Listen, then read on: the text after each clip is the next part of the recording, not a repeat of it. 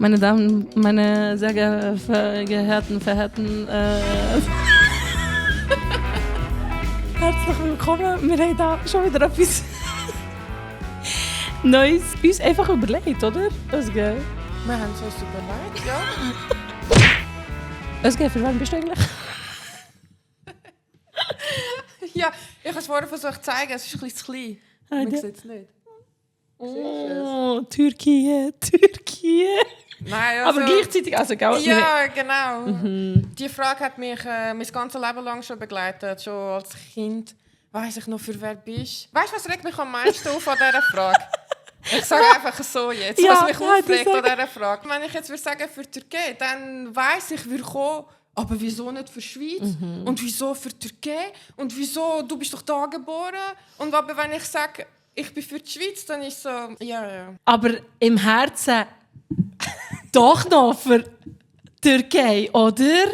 Also das ist jetzt sehr theatralisch dargestellt gewesen. Aber eigentlich ist es wirklich so, wie die Leute reagieren. Würde man das Alex irgendwie auch fragen, wenn er würde sagen, hey, ich bin Nein, so viel. für Nicaragua oder ich bin für die Schweiz. England, für Deutschland. Die dürfen wieder für welche Nation sie wollen. Ja. Jetzt sagt ja auch noch niemand, oh, wieso bist du jetzt für England oder für Deutschland, weißt du, ist ja klar. Hey, Fußball super macht, dann ist egal, für wer du bist. Aber wehe, es ist das Land, wo deine Eltern herkommen, dann geht es Gott, der ist fertig. Nein, dann...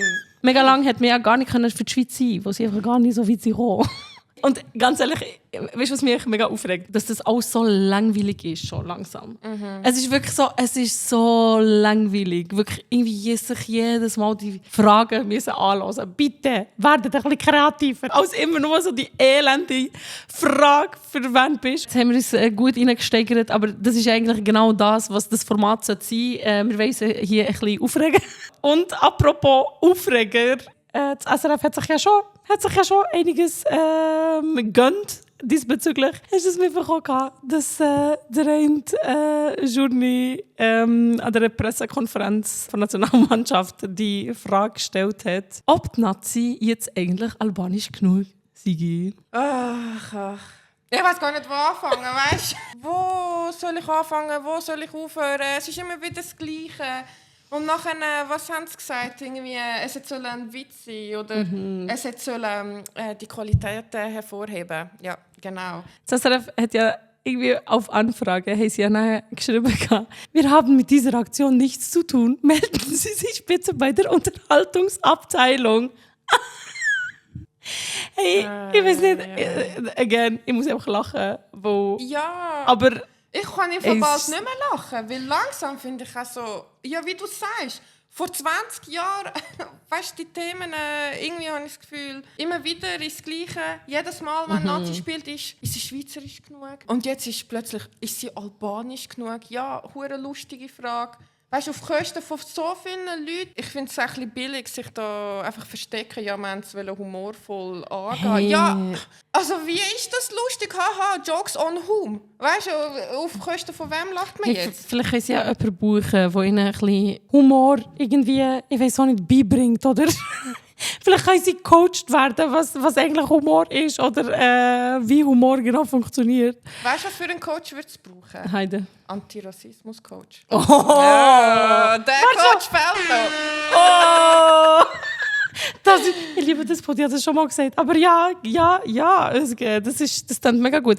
Hey, das könnten Sie sich wirklich überlegen, wir zahlen ja sehr viel. Wenn wir dran sind, könnten Sie vielleicht auch gerade Kommentatoren weiterbilden. Vielleicht... Die im Studio, die im Arena, die Zeitungsartikel schreiben. Hey, they're all in this together. Das ist, ja, eine High School Musical Reference, aber das können wir vielleicht rausschneiden. Vargas, der Arm. Ja. So, danke. Der Arm, also, hey, schau mal zu meinem Trainer rüber. Was sagt der? Und der andere schaut so zum anderen über, so, oh nein. Vielleicht müssten die so einfach noch einen Berater haben. Özge, du kannst dich neben ihnen herstellen. Und jedes Mal, wenn so ein Scheiß kommt, wirst du nachher erklären. Auf dieser Pressekonferenz, was hast du ihm gesagt? Also, ich hätte mir schon gewünscht, dass vielleicht jemand gerade geantwortet hätte, was für eine rassistische Frage das ist. Also ich verstehe, dass man auf Humor zurückgreift. Das ist auch...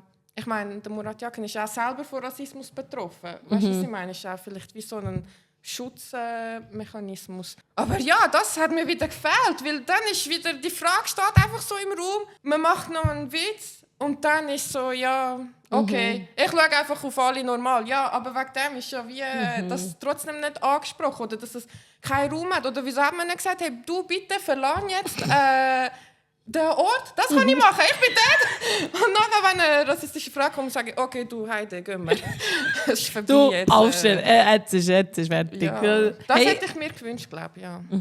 Also kaum haben ja die EM-Vorbereitungen gestartet, hat mich schon wieder etwas anderes aufgeregt. Vorher hatte es ja noch die Freundschaftsspiele gehabt und der Shaqiri ist ja dann erst später, oder ich weiß doch auch nicht, irgendwie 2 Tage später hergekommen als die anderen. Zack! Überall wieder irgendwie Schlagzeilen, Shaqiri, oh mein Gott, ist er dabei, kann er spielen, ist er... Weißt du, ich verstehe nicht, oder doch, ich verstehe es eben, wieso sie ihn immer wieder in Frage stellen. Das ist ja auch nicht Zufall. Und das ist auch so eine produzierte Geschichte, die gar nicht so war. Du hast ja genau gemerkt, wo sie ihn im Interview gefragt haben, so, was ist dein Platz in der Mannschaft oder hast du das Gefühl, es ist so gefördert? Irgendetwas, du hast genau gesehen, seine ganzen Augen, seine Aura, alles hat sich verändert. Er ist so mega happy. Nein, du not, der Arme! Frage und er geht so, buff. Ja, also ich habe gerade vorher gelesen, ich glaube, die meisten Autogrammkarten werden einmal von ihm und von Jan Sommer verlangt. Also, wo er steht in der Nationalmannschaft, sollte ja eigentlich nicht mehr jedes Mal, wenn irgendetwas Kleines ist, gerade in Frage gestellt werden. Jedes Mal einfach auf Herz und Nieren müssen immer und immer wieder beweisen, dass sie sind und dass sie eigentlich die Mannschaft tragen. Also, hey, ja, aber eigentlich ist es ja auch mega entlarvend. Euer ganzer Rassismus, eure ganzen Stereotypen, eure ganzen Vorurteile. Aber ja, wahrscheinlich ihnen ist es ja scheißegal, sie bekommen ja den Lohn am Schluss. Ja, sonst ist ja auch etwas anderes. Also weißt du, es ist immer wieder ein Déjà-vu auch. Hey, weißt du, was regt mich auf? Dass wir immer nur einen Kommentator haben, irgendwie immer der gleiche, immer nur, weißt du, die Stimme von der Nation. Ich weiß auch nicht, aber andere Länder haben teilweise 2, die miteinander das kommentieren. Mega. Ey, stell dir vor, manchmal haben es 2 Frauen. Ja. Ja, SRF. Voll. Da seid ihr ganz weit weg. Also das ist noch für euch Zukunftsmusik. Stell dir vor, 2 Frauen, die vielleicht eine Migrationsgeschichte haben. Ich finde das noch cool. So, es gibt mehr einen Abschlag. Also einen Abschlag. Du weißt, jetzt bist du dran. Genau. Also die Sendung, die wir ja hier jetzt produzieren, heisst ja «Baba News zieht rot».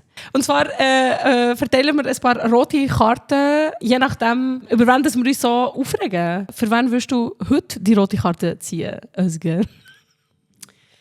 Also, eigentlich ist es nicht eine Einzelperson, aber ich hoffe, es ist okay. Ich will einfach am liebsten gerade ganz SRF, rote Karte, einfach ganz Institut. Ich weiss langsam nicht mehr, wer, wo. Ja, darum erste Sendung einfach, ja, rote Karte, gültig für das ganze Turnier. Oh, sie sind eigentlich schon disqualifiziert. Hey, ja, das ist natürlich, da hast du ganz steil vorgelegt. Ich weiss gar nicht, wie ich das toppen will. Ich muss jetzt ganz scharf überlegen. Können wir eine doppelte SRF-Karte zeigen? Die rote Karte. Also, dass wir noch draufsetzen. Ich würde sagen schon, ja. Warte schon, oh mein Gott. Ich zeige SRF auch die rote Karte. Und darum würde ich sagen, gut, dann haben wir uns da ein bisschen uns dieser Sache angenommen. Because who else would? Weißt du, was würde mich auch interessieren? Was? Wer hat dann, zum Beispiel, was hat dann Sie alle aufgeregt? Also Sie, unsere Community-Menschen. Unsere Community-Menschen? Ja. Bitte teilt uns das mit. Schreibt, oh mein Gott, es ist ja mega gut. Es gibt ja eine rote Karte als Emoji. Oh. Bitte schreibt, kommentieren, wem verteilt ihr alles rote Karten. Und dann würde ich sagen, sehen wir uns inshallah bei der nächsten Sendung. Baba News zieht rot. Baba News zieht rot. Bis dann. Tschüss zusammen. Weißt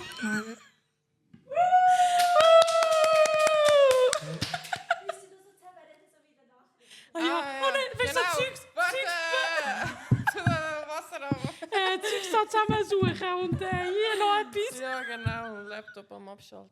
Und das ist gut. Das ist eine ganz gute. Ja, das finde ich jetzt also weißt, haben wir uns noch gut gegessen. Gut, ja.